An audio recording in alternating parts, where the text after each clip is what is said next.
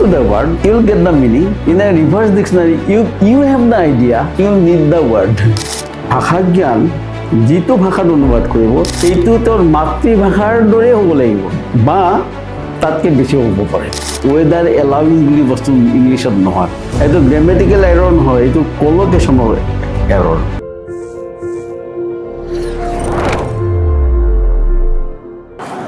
পূৰ্বায়নৰ আজিৰ আলাপলৈ মই সকলোকে সাদৰে নিমন্ত্ৰণ জনাইছোঁ।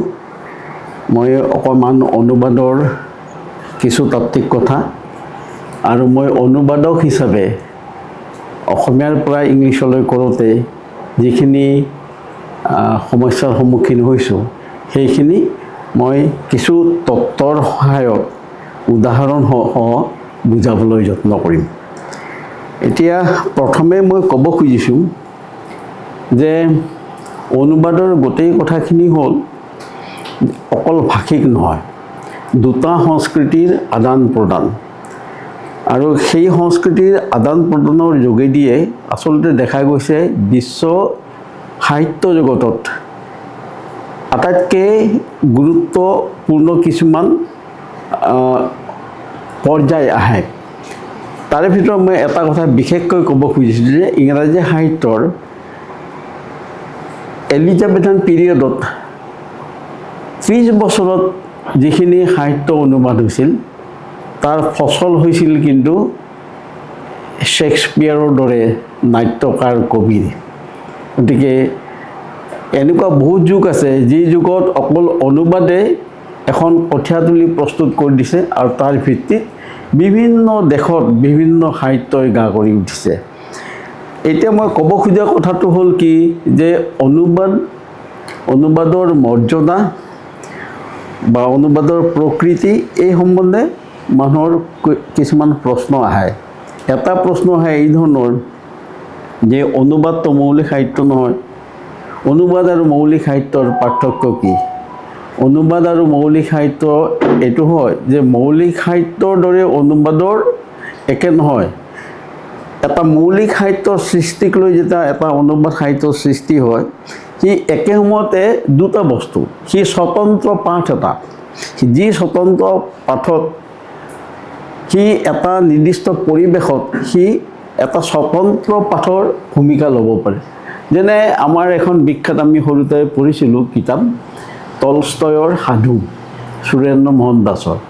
তেতিয়া অসমৰ প্ৰথমদিন আমি ঠিকেই বুজি পাইছোঁ যে এইখন মানে এখন বিদেশী গল্পৰ অনুবাদ হৈছে গল্প কিছুমানৰ, কিন্তু সি স্বতন্ত্ৰ। মই কেতিয়াও ৰাছিয়ান ভাষা নাজানো, মই এতিয়া পিছতহে ইংলিছটো পঢ়িছোঁ তাৰ, কিন্তু মই অসমীয়াতে এখন জগত পাইছোঁ। সি যেন মোক মানে সাহিত্য যিবিলাক দিয়ে আনন্দ, সেই আনন্দ মই পাইছোঁ।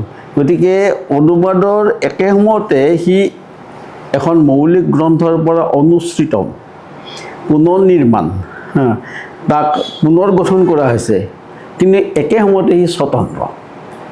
গতিকে বহুতে ক'ব খোজে যে সাহিত্য অনুবাদ সাহিত্য ক্ৰিয়েটিভ হয় না নাই, সৃজনশীল সাহিত্য হয় না নহয়।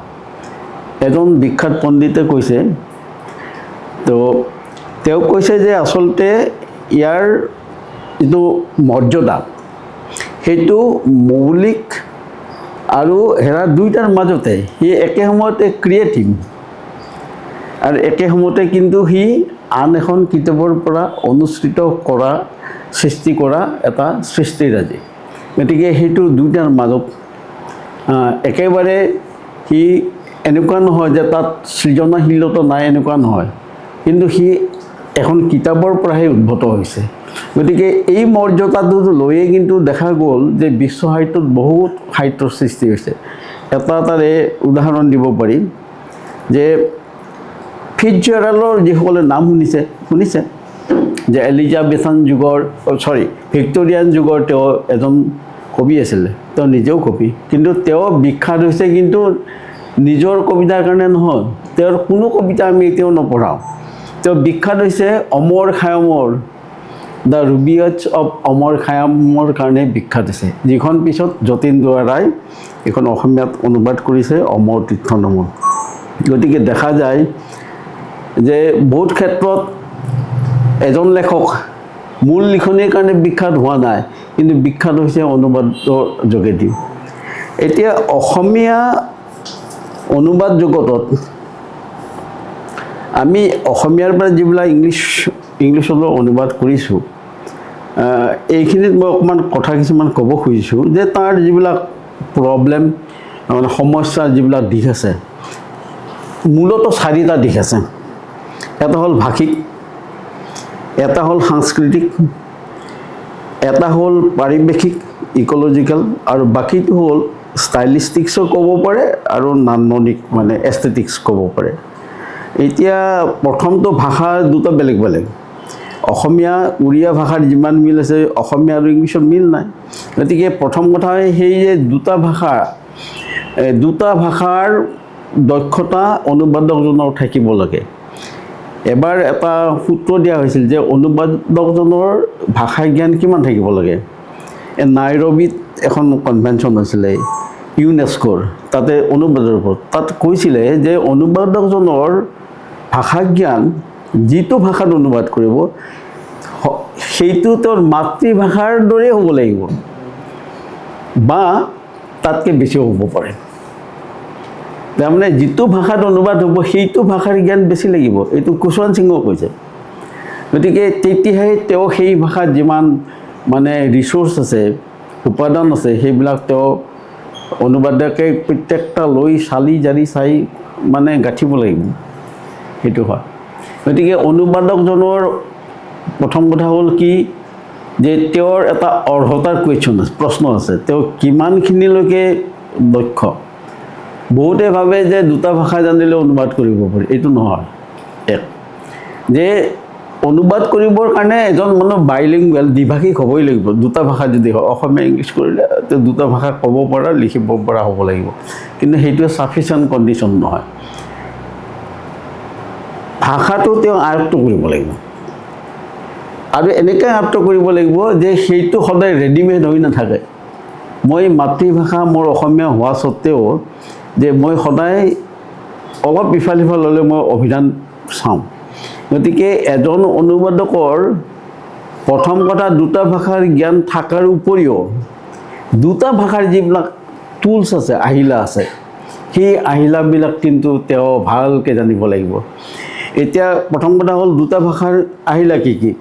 দুটা ভাষাৰ আহিলা হ'ল যে এখন এনেকুৱা অভিধান লাগিব য'ত মানে আটাইতকৈ বেছি শব্দ সম্ভাৰ আছে। মই অসমীয়াৰ পৰা যেতিয়া অনুবাদ কৰিম, মোক হেমকক লাগিব, চন্দ্ৰকান্ত লাগিব, তাৰপিছত আমাৰ শৰাইঘাট অভিধান লাগে, তাৰপিছত আৰু এখন ব্যৱহাৰিক অভিধান আছে। থুলমূল কথা যে সেইটো হয় এটা ভাষাৰে হ'ব পাৰে, মনোলিংগুৱেল, নাইবা তাত মানে অসমীয়াটো লগত কেতিয়াবা কেতিয়াবা ইংলিছটো দিবলৈ। এইকাৰণে দিব লাগিব যে কিছুমান এনেকুৱা শব্দ আছে যিটো এতিয়া সংস্কৃতিত নাই কিন্তু আগতে আছিল। তেনেকৈ এটা গল্প অনুবাদ কৰিবৰ কাৰণে মইতো এইটো আমাৰ ব্যৱহাৰ কৰা নাই শব্দটো। যেনে পেৰা শব্দটো এই পুখুৰীত নাগমাৰা বুলি এটা বস্তু আছে, জানেনে? নাগমাৰা বস্তুটো কি? যে পুখুৰী খান্দিলে পুখুৰী এটা নিৰ্দিষ্ট ঠাইত এটা বিন্ধা কৰি দিয়ে, যে এটা নাগৰ দৰে বস্তু এটা পুতি দিয়ে। তাৰমানে পানীটো সেই তাৰ পৰা ওপৰ ফালে নিগৰি ওপৰলৈ আহে, এইটো নাগমাৰা বুলি কয়। পুখুৰী খান্দিলে। এই কথাটোতো ময়ো জানা নাছিলোঁ, কিন্তু মোক এজনে সুধিলে যে পুখুৰীত নাগমাৰাটো কি? মই আকৌ অভিধান চাই মেলি মই ভালকৈ বুজি লৈছোঁ যে নাগমাৰা শব্দটো এনেকুৱা হয়। এতিয়া সেইটো হ'ল যিটো ভাষাৰ পৰা মই অসমীয়াৰ পৰা কৰোঁ, গতিকে মই অসমীয়া ভাষাৰ এইটো দিছোঁ। 2 নম্বৰ বস্তুটো হ'ল যে ইংৰাজী ভাষাৰ মোৰ অভিধান লাগিব। আৰু ইংৰাজী ভাষাৰ অভিধানটো এটা সুবিধা কি যে তেওঁলোকৰ ৰিচোৰ্চ বহুত অভিধান আছে, তেওঁলোকৰ বিভিন্ন ভলিউমৰ অভিধান আছে। এতিয়া শ্বৰ্টাৰ এক্সপৰ্ট হ'ল আমি এফৰ্ড কৰিব পৰা, কিনি ঘৰত ৰাখিব পৰা হ'ল 2টা ভলিউমৰ শ্বৰ্টাৰ এক্সপৰ্ট, য'ত প্ৰায়খিনি বস্তু হয়। আৰু বেলেগ বেলেগ আমেৰিকান হেৰিটেজ ডিক্সনাৰী আছে, ৰেণ্ডম হাউচ ডিক্সনাৰী আছে, মেৰিয়াম ৱেষ্টাৰ আছে। গতিকে মই অলপ আগতে এটা কথা কৈছিলোঁ যে এই জোনাকী পৰুৱাৰ যিটো ইংলিছত ফায়াৰফ্লাই হয়, এইটো গ্লোৱাৰ্ম বুলি এটা আছে, কিন্তু যিহেতু গ্লোৱাৰ্মবিলাকে উৰিব নোৱাৰে, গতিকে জোনাকী পৰুৱাৰ যিটো আমাৰ মনত আছে কবিতাত হয় জোনাকী পৰুৱা নীলম কুমাৰৰ কবিতা এটাও আছে তাত কেতিয়াও গ্ল' ৱাৰ্ম হ'ব নোৱাৰে এইটো ফায়াৰ ফ্লাইয়ে হ'ব লাগিব উৰিব লাগিব গতিকে এই বস্তুবিলাকৰ এখন ডিক্সনাৰী নাথাকিব বেলেগ বেলেগ ডিক্সনাৰী চাব লাগিব মই এইটো বস্তু চেক কৰিবৰ কাৰণে মিনিমাম 3খন ডিক্সনাৰী আৰু মই কৰোঁ কি সদায় যেতিয়া এটা শব্দ চাব লাগে তাৰ পিকচাৰটো মাৰি চাওঁ পিকচাৰ অফ গ্ল' ৱাৰ্ম মাৰিলোঁ ইণ্টাৰনেটৰ পৰা দেখিব নাই বুলিলোঁ 50 60 70টা আহি গ'ল মই নিশ্চিত হ'লোঁ গ্ল' ৱাৰ্মৰ পাখি নাই আৰু যদি পাখি আছেও উৰিব নোৱাৰে নন ফাংচনেল গতিকে এই দুটা হ'ল প্ৰধান ইয়াৰ লগত ইংলিছত কিছুমান অভিধান আছে যিটো অতি সাধাৰণ মানুহে সহজে মানে ব্যৱহাৰ নকৰে এটা হ'ল ডিক্সনাৰী অফ কল'কেশ্যন ডিক্সনাৰী অফ কল'কেশ্যন যে যিটো শব্দ কাৰ লগত কেনেকৈ হ'ব সেইটো লিখা থাকিব যেনে will serve the food outside on the terrace weather permitting ৱেডাৰৰ লগত পাৰ্মিটিং যাব ৱেডাৰ এলাউইং বুলি বস্তু ইংলিছত নহয় এইটো গ্ৰেমেটিকেল এৰৰ নহয় এইটো কল'কেশ্যনৰ এৰৰ যেনে মই আৰু অলপ সহজকৈ বুজাই কৈছোঁ কল'কেশ্যন আমি যেতিয়া কওঁ হাল বাই আমাৰ কোনোবাই কয় নেকি অসমীয়া মানে হাল টনাই আছে তোমাৰ দেউতা ক'ত আছে এই হাল বাই আছে কোনোবাই কয় নেকি মোৰ দেউতা হাল টনাই আছে নাই কিন্তু আচলতে এইটোতো টানিছে না হাতখন কিন্তু অসমীয়াত হাল বাই বুলিহে কওঁ এইটো টিপিকেল আমি মন নকৰি কাৰণে আমি সদায় তেনেকৈয়ে কওঁ গতিকে ইংলিছত কিন্তু এই প্ৰত্যেকটা শব্দৰ যিবিলাক ইম্পৰ্টেণ্ট শব্দ হয় কোনটো শব্দ কাৰ লগত যায় সেইটো কল'কেশ্যনটো দিয়া থাকে এতিয়া কথা হ'ল কি এজন ইংৰাজী ভাষাৰ পোৱেটে যেতিয়া লিখে তেওঁ সেই কল'কেশ্যনটো ভাঙিব পাৰে আমি এটা বিখ্যাত কবিতাত পাইছিলোঁ এইটো কল'কেশ্যনটোতো কেনেকৈ ভাঙিছে যেনে ইংলিছত এইটো হ'ব এন আৱাৰ এগো 5 days ago 1 year ago কিন্তু এটা বিধৱা মানুহৰ কথা লিখোঁতে যদি লিখে এই গ্ৰীফ এগহু এটা শোকৰ আগত এই যে আগৰ যিমান এক্সাম্পল এই উইক এগো 2 days ago সেইবিলাক সময় ৰিলেটেড শব্দ কিন্তু ইয়াতে গ্ৰীফটো সময় ৰিলেটেড নহয় যে এটা শোকৰ পিছত এই শোকটো কিমান দীঘল হয় নাজানে কিন্তু শোক এই গ্ৰীফ এগো সেইটো তেওঁৰ কাৰণে সম্ভৱ কাৰণ তেওঁ জানে তেওঁৰ পাঠকে জানে যে তেওঁ ইংলিছ ভাষাটো ইমান দক্ষ তেওঁ যিটো কল'কেশ্যন এইটো ভাঙি পেলাই নতুন কল'কেশ্যন দিছে হোৱাট এবাউট দ্য ট্ৰান্সলেটৰে কি কৰিব যাৰ ভাষাটো মাতৃভাষা বেলেগ তেওঁতো এইটো ভাঙিব নোৱাৰে আৰু ভাঙিলেও 10 বাৰ ভাবিব লাগিব কাৰণ তেওঁৰ ৰিডাৰে এইটো ভাবিব নহয় তেওঁ ভাষাটো ভালকৈ আয়ত্ব কৰিব পৰা নাই গতিকে এই যে সমস্যাবিলাক আছে এই সমস্যাবিলাক কিন্তু অনুবাদত সূক্ষ্ম নহ'লে নহয় কেতিয়াবা হয় কি এটা শব্দ আছে কিন্তু শব্দটো মনত নপৰে মই ব্যৱহাৰ কৰোঁ ৰিভাৰ্ছ ডিক্সনাৰী ৰিভাৰ্ছ উল্টা যেনে নদী বুজোৱা এটা শব্দ লাগে নদীৰ মাজত সৰু এটা দ্বীপ বা নদীৰ গৰা এনেকুৱা শব্দ লাগে মই শব্দটো পাহৰিছোঁ কিন্তু এতিয়া মোৰ মনত নাই পাইছিলোঁ পাহৰি গৈছোঁ তেতিয়া ৰিভাৰ এণ্ট্ৰিত যদি মই চাওঁ তাত এইটো লিখা আছে যিটো লাগে মোক এতিয়া ৰাস্তাৰ কাষৰ এইটো যে ঘাঁহ বন গাজা এটা এইটো মূল ৰাস্তা এইটো পিচ ৰাস্তা কেবল হৈছে এইখিনিত কিন্তু হেৰা নাই এই ঘাঁহ আছে এইখিনি চফ্ট শ্বল্ডাৰ বুলি কয় শব্দটো মোৰ মনত নাই পাহৰি গৈছোঁ মোক লাগে এতিয়া গাঁও গল্প এটাত মানে সৰু ছোৱালী এজনী তাত খোজকাঢ়ি গৈ আছে মোৰ শব্দটো মনত আছিলে পাইছোঁ মই তেতিয়া মই ৰ'দত চালে শব্দটো দিব তাৰমানে ডিক্সনাৰীত থাকে you go' to the word you will get the meaning in a reverse dictionary you have the idea you need the word উল্টাটো আপোনাৰ আইডিয়াটো আছে কি লাগে আপুনি জানে কিন্তু একজেক্ট শব্দটো লাগে এইটো ৰিভাৰ্ছ ডিক্সনাৰী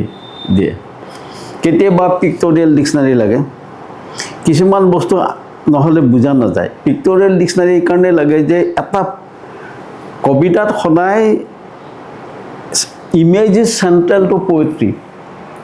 ছবিখন লাগিব।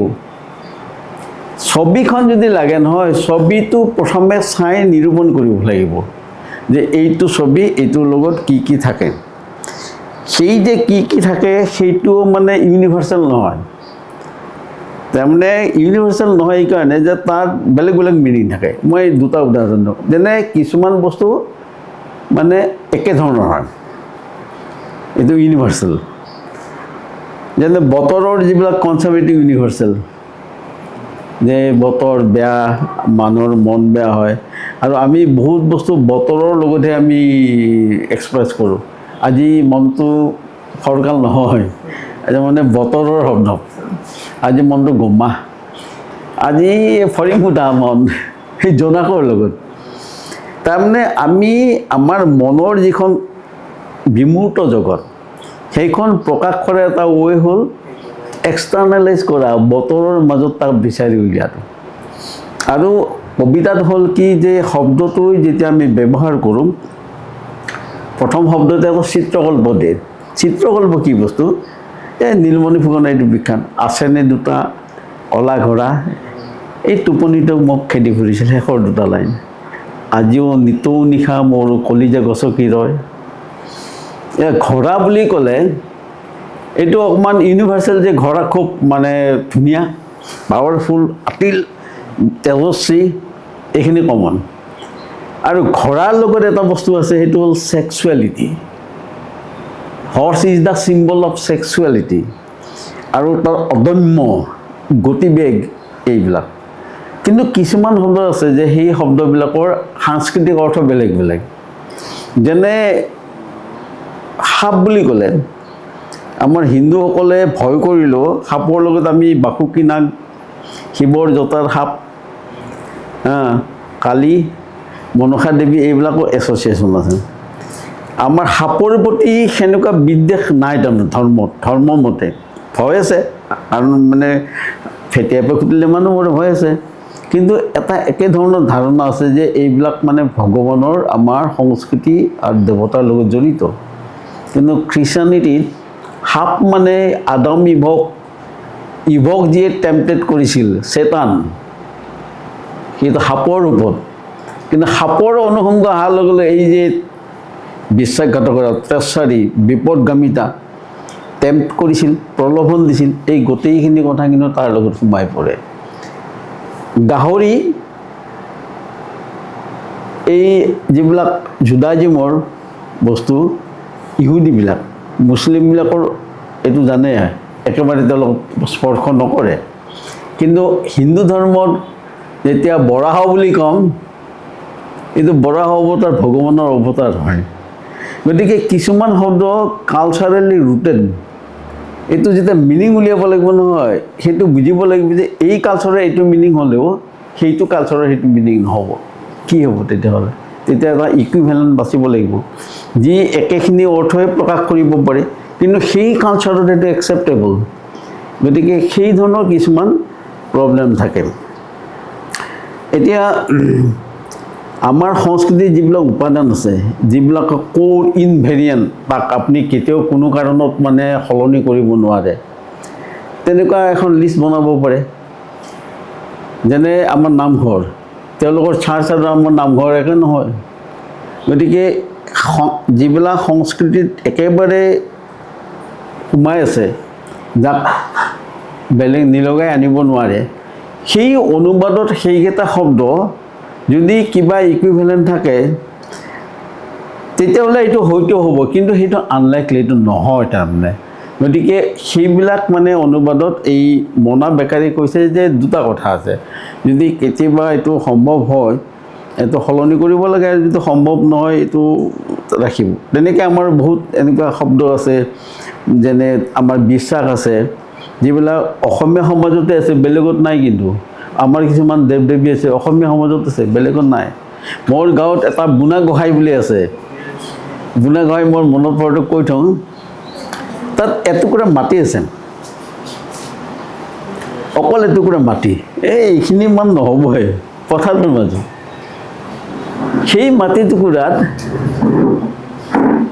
একো নাই, না গছ আছে, না কিবা স্মৃতি চিহ্ন আছে, একো নাই। তাতে আছে সেই এৰিয়াটোত যে জনবিশ্বাস কি, যে তেওঁক যদি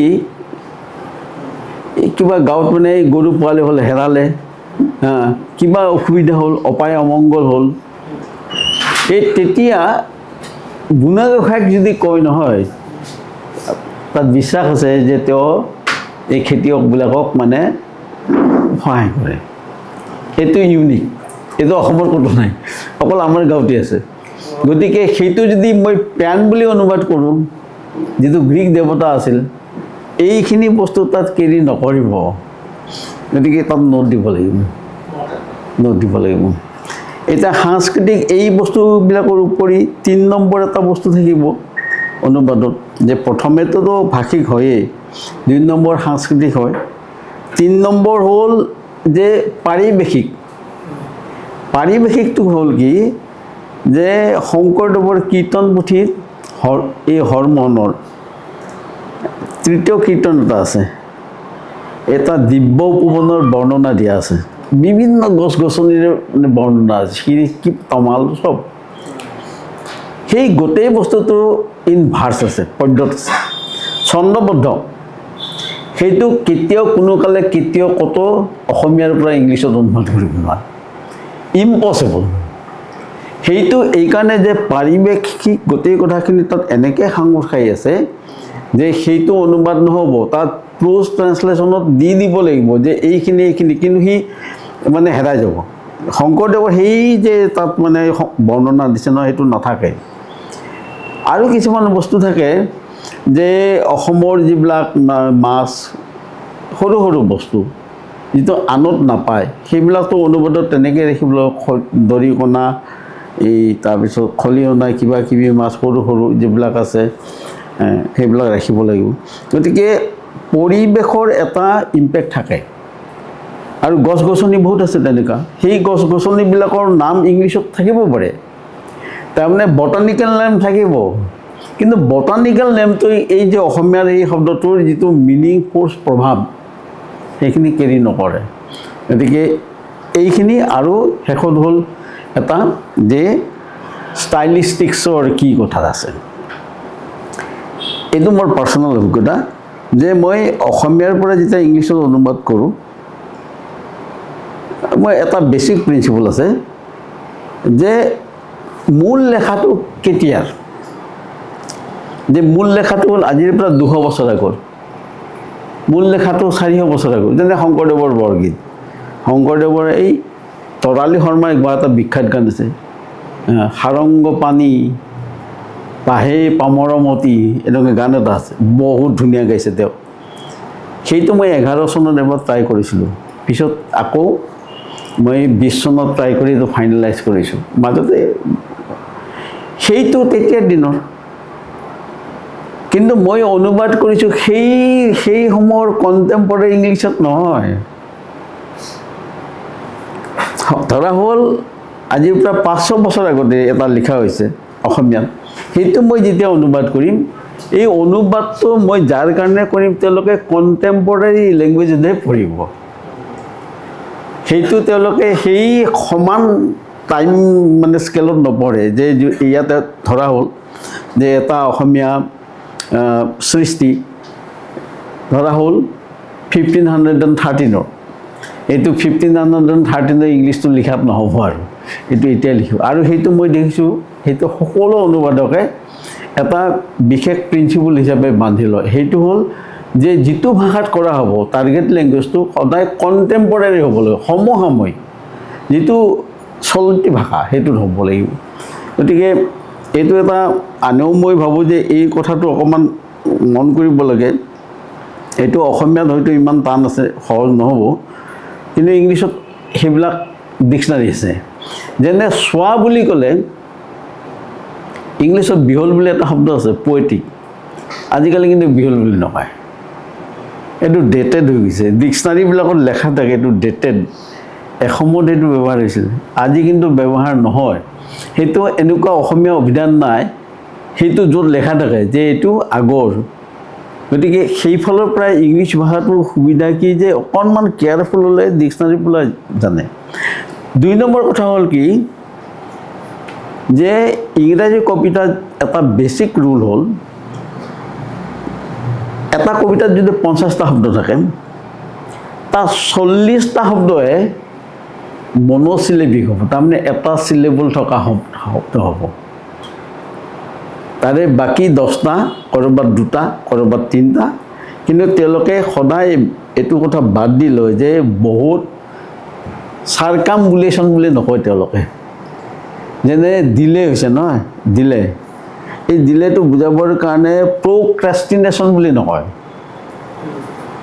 প্ৰক্ৰেষ্টিনেশ্যন মানেও দিলে, এইটো লেটিনৰ পৰা আহিছে, কিন্তু পয়েট্ৰিত দিলে লিখিব, কাৰণ পয়েট্ৰিত 2টা চিলেবলত দিলেটো যিটো বুজায় প্ৰক্ৰেষ্টিনেশ্যনে এইটো বুজালেও এই চাউণ্ডৰ ফালৰ পৰা নাহে।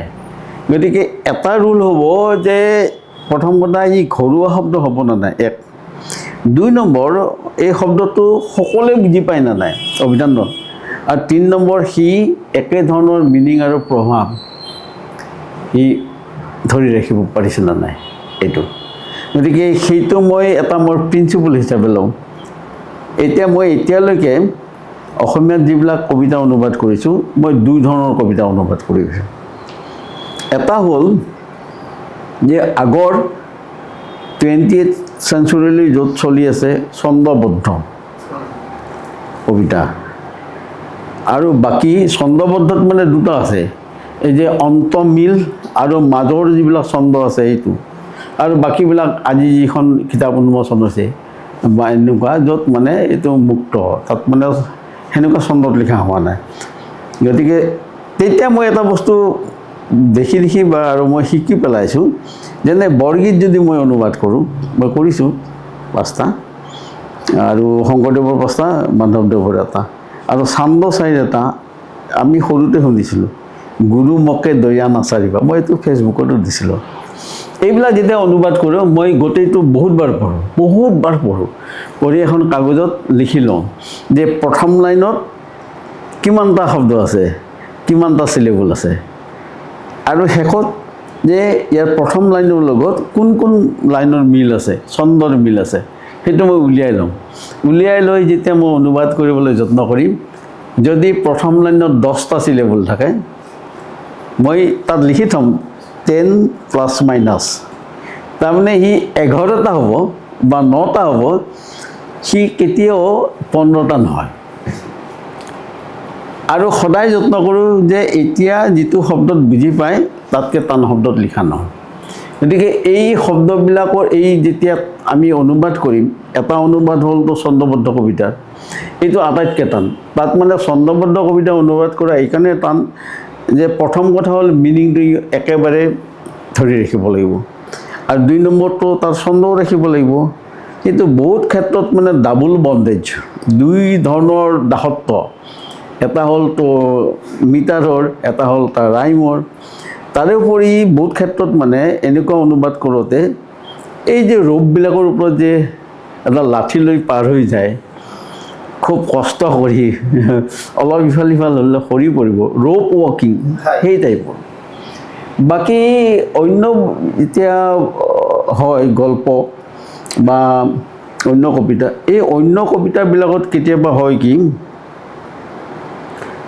মই কৰোঁ কি যে কবিতাটো মই বহুতবাৰ পঢ়োঁ, বহুতবাৰ, কেতিয়াবা মোৰ গোটেই কবিতাটো মুখস্থ থাকে। মই এটা উদাহৰণ দিওঁ, ভূপেন হাজৰিকাৰ এটা গান আছে, এইটো বিৰাট বিখ্যাত গান, একদম আমি বহুত বছৰ শুনিছোঁ, মই যেতিয়া এই জীৱনৰ মায়া এৰি গুচি যাম।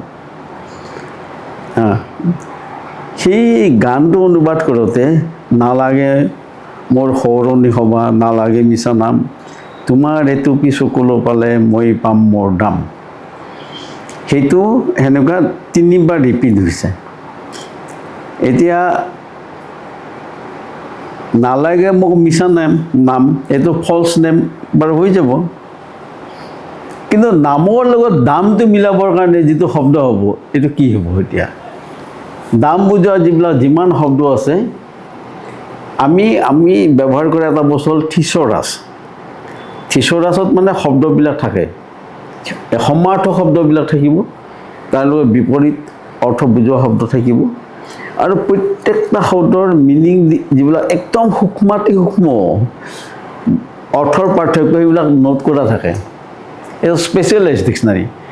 চাই ক'তো এনেকুৱা শব্দ নাই যিটো শব্দৰ অৰ্থ একে থাকিব লাগিব, কিন্তু তাৰ লগত মিল থাকিব লাগিব এইটো ৰাইমৰ।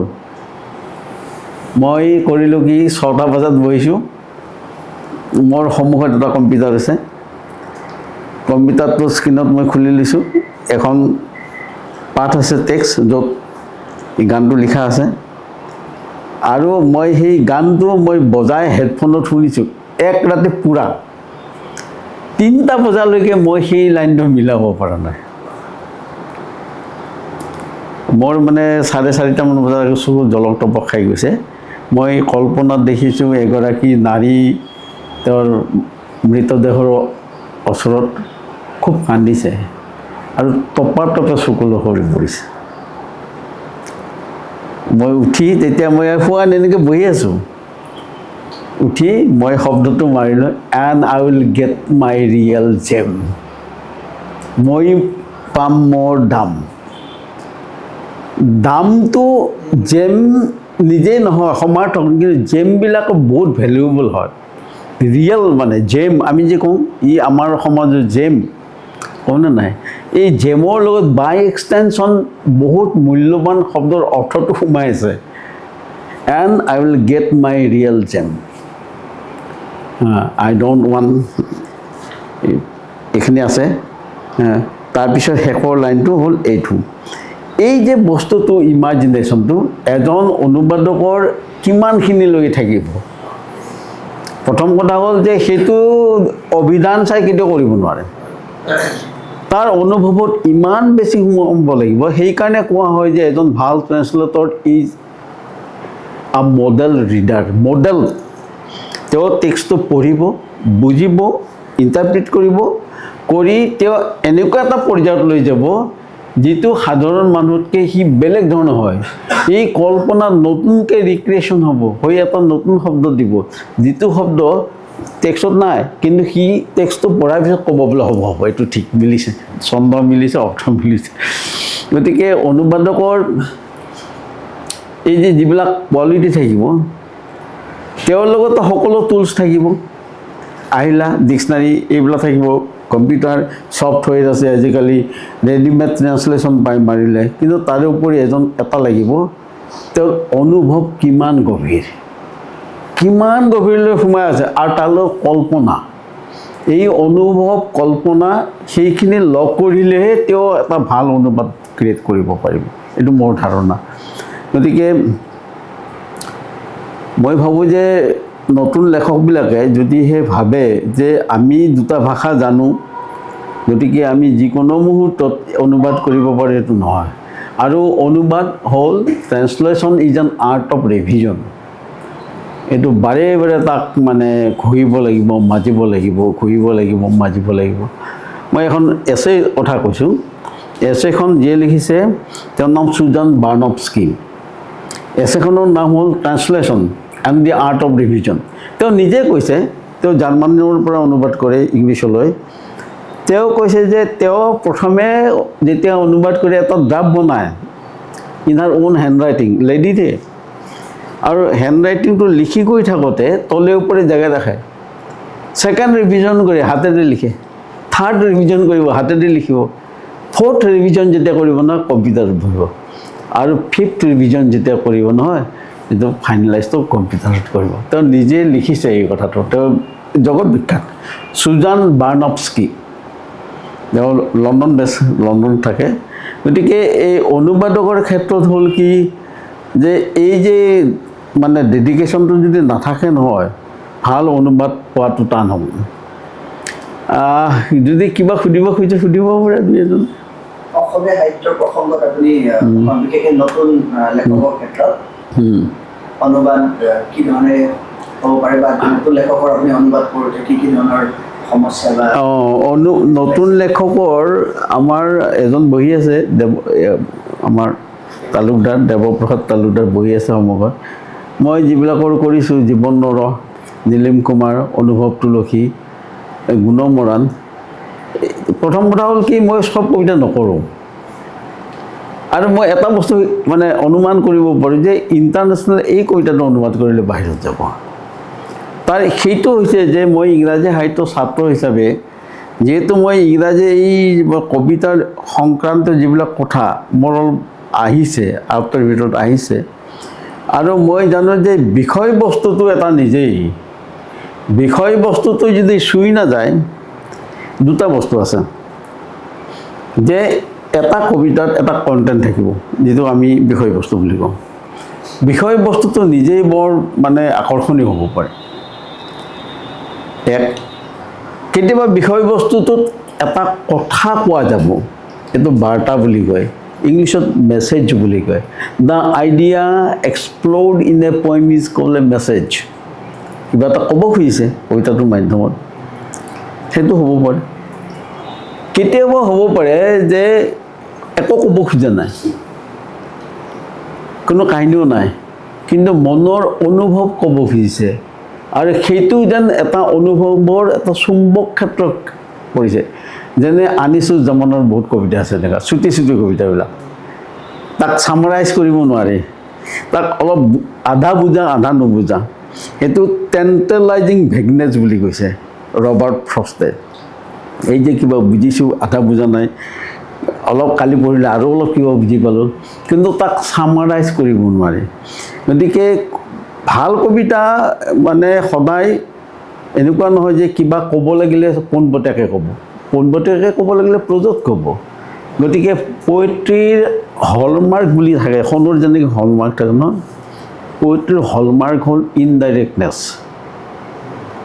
আওপকীয়াকৈ ক'ব, অস্পষ্ট, কিন্তু সি সদায় এটা চুম্বক ক্ষেত্ৰত ক্ৰিয়েট কৰিব।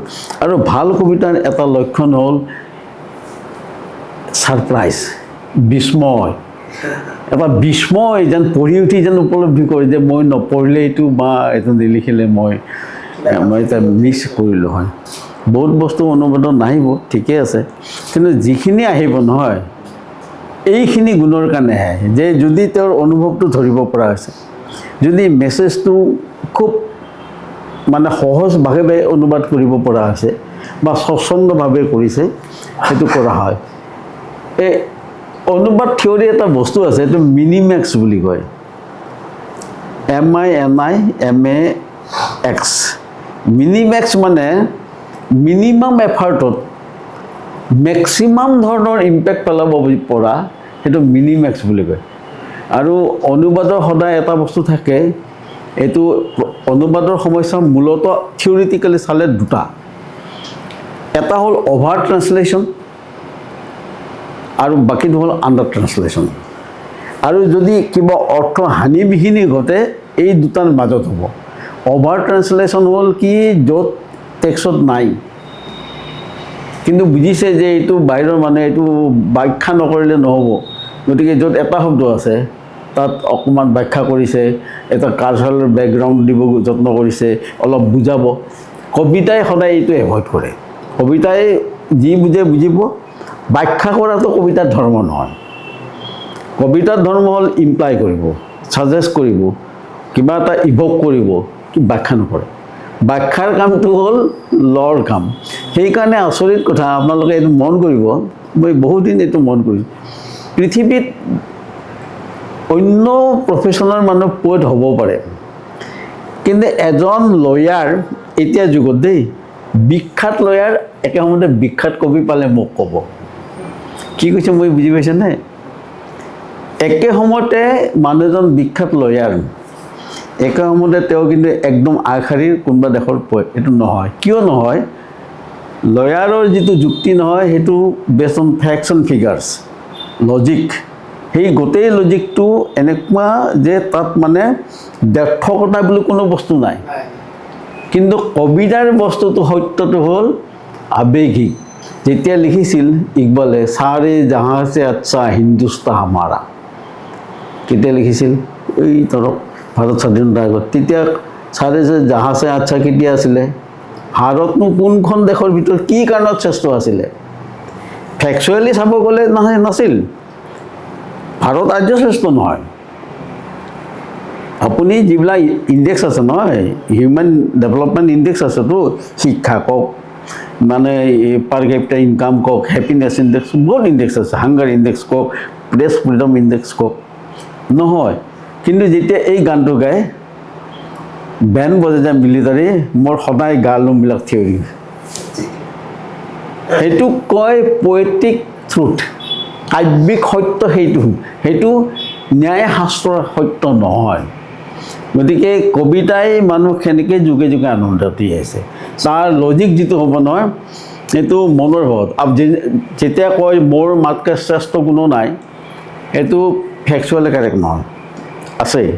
কিন্তু তেওঁৰ মানে যিয়ে কৈছে নহয়, তেওঁৰ আৱেগিক জগতৰ সেইটোৱে আছে সত্য, যে মোৰ মাতকৈ শ্ৰেষ্ঠ আৰু কোনো নাই। গতিকে এই ধৰণৰ কথাবিলাক অনুবাদত আহে, মূল সাহিত্যতো আহে। আৰু কিবা সুধিব লগা আছে যে এই ভাষাৰ কালিকা, এই কালিকাটো নিবলৈ অনুবাদত কেনেধৰণৰ আপোনালোকে কৰে, কিমানখিনি পাৰি, আৰু আপুনি যিখিনি কৈছে বুজা নুবুজাৰ মাজতে কৈলাক, যদি এপাহ ফুল আমি এপাহ খুলি যাওঁ, অপাৰেশ্যন কৰোঁ, তাত একো নাথাকিব। কবিতাটো আমি এই বুজিছোঁ নুবুজিছোঁ যিটো পঢ়াৰ পিছত গাৰ নোম থিয় হৈ যায়, পিছত মনত পৰি থাকে, সেইটো সাৰ্থক কবিতা বুলি কয়।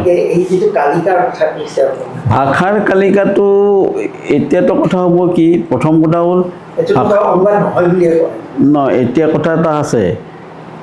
এতিয়া কথা হ'ল কি যে দুটা ভাষা, এতিয়া কোন দুটা ভাষা, অসমীয়া আৰু বাংলা হ'লে বহুতখিনি মিল হ'ব, কিন্তু অসমীয়া আৰু ইংলিছ হ'লেতো বহুত বেলেগ হ'ব। গতিকে এই যে ভাষাৰ কালিকা, সেইটো নিৰূপণ কৰিব ট্ৰেন্সলেটেড টেক্সটৰ ৰিডেবিলিটিৰ ওপৰত, কিমান দূৰ সেই পাঠটো পঠনযোগ্য বা পঠনত গ্ৰহণযোগ্য। যদি দেখা গ'ল যে মূল কবিতাটো পঢ়োঁতে এক ধৰণৰ ৰিদম আছে, আৰু অনুদিত কবিতাটো পঢ়োঁতেও এক ধৰণৰ ৰিদম আহিছে, অলপ লছ হৈছে, কিন্তু তথাপি মূল কথাখিনি আহিছে, তেতিয়াহ'লে সি কালিকাটো কিছু দূৰলৈ নিব পাৰিছে। আৰু সেইটো তাৰমানে এটা ডিৰেকশ্যনে, এটা মানে ফিক্স পইণ্ট নহয় যে এইটো ভাষাৰ এইটো পইণ্টৰ পৰা সেইটো ভাষাত গ'ল নহয়, এটা কণ্টিনিউৱাম বুলি কয়, যে এটা এইখিনিত নহয়, এইখিনি কিমান ওচৰত গৈছে মূলতকৈ, বা মূলৰ কিমান ওচৰ চাপিব পাৰি, সেইটোৰ ওপৰতে নিৰ্ভৰ কৰিব। একদম মূলৰ শেষ পইণ্টত গৈ নাপায়, সেইটো লছ থাকিবই। কিন্তু তৎসত্ত্বেও অনুবাদ হয়। আৰু